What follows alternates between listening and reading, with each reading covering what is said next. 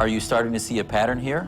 The leaders of radical Islam, or many of them, realized that they cannot win the United States at the military level.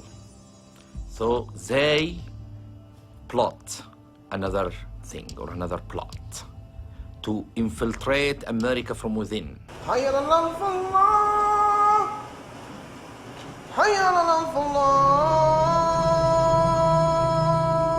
The prison population, I think, is generally very, very fertile ground for the recruitment of these extremists. The more political Islam, the more extreme forms of Islam, I've been watching that phenomena for 30 years. I knew what was happening in the prisons for years, right? And I knew that nobody else was really watching. I mean, just as a rule, everybody has been sleeping, and then no one's paid attention to the Islamic activists that have fed off the discontent of the young black males in the prison. In fact, the former chaplain of the New York Department of Corrections has been caught on tape saying some extremely radical things. Brothers, be prepared to fight, be prepared to die, be prepared to kill.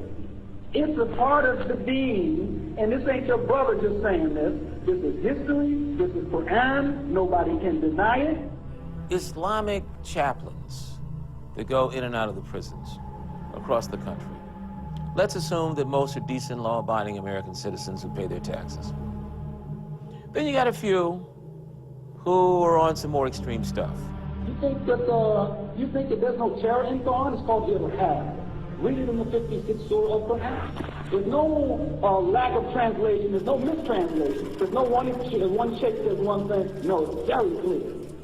When you fight, you strike terror into the heart of the disbeliever. There is virtually no attempt being made to prevent radical imams from addressing a literally captive audience and turning them into radical Islamists. And these aren't necessarily Muslims. These are people who are converted in prison. About 18% at the last count of prisons in New York State are Islamic. The narrative of radical Islam would appeal to anybody locked up anywhere who feels that he has been unjustly treated by society. What's important to note is that barring some other kinds of interventions in the prisons, this will grow.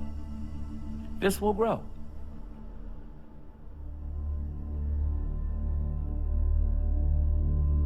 We're seeing thousands of inmates convert to Islam while they're in prison every year.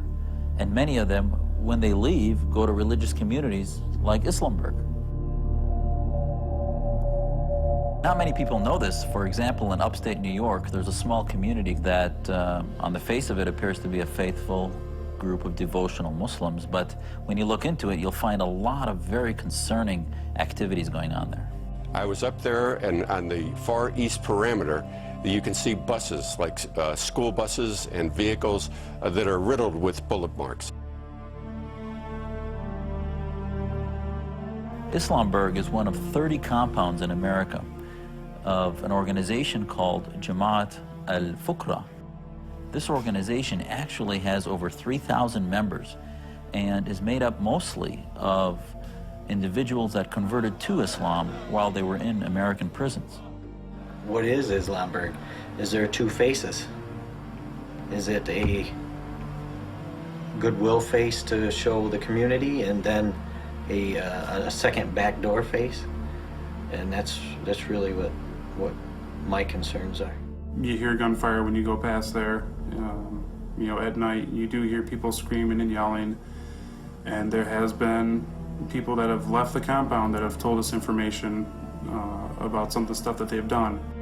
What's most concerning to me is that these compounds are actually run by an individual by the name of Sheikh Jilani, and Jamaat al-Fukra is actually an organization out of Pakistan which has been connected to a number of terrorist activities.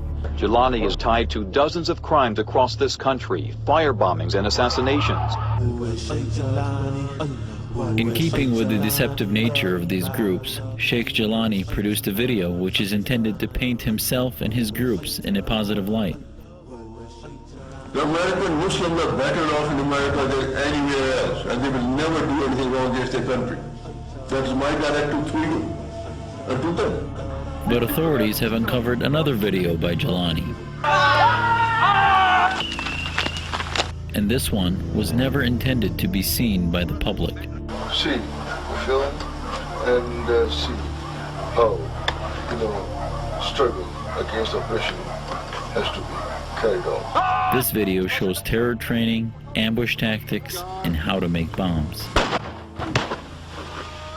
Don't make any conflict this film so that it may not fall in the hands of the enemies of Islam, and it can, quite serious. And one has to wonder, is this what Jelani's followers are learning here in the compounds in America? We are not given any authorization of anything that you have filmed today. We're not given any authorization for that to be publicized whatsoever. Well, legally, we are not. That is the law. You have to ask permission. So I'm not on your property. I'm on the public road here.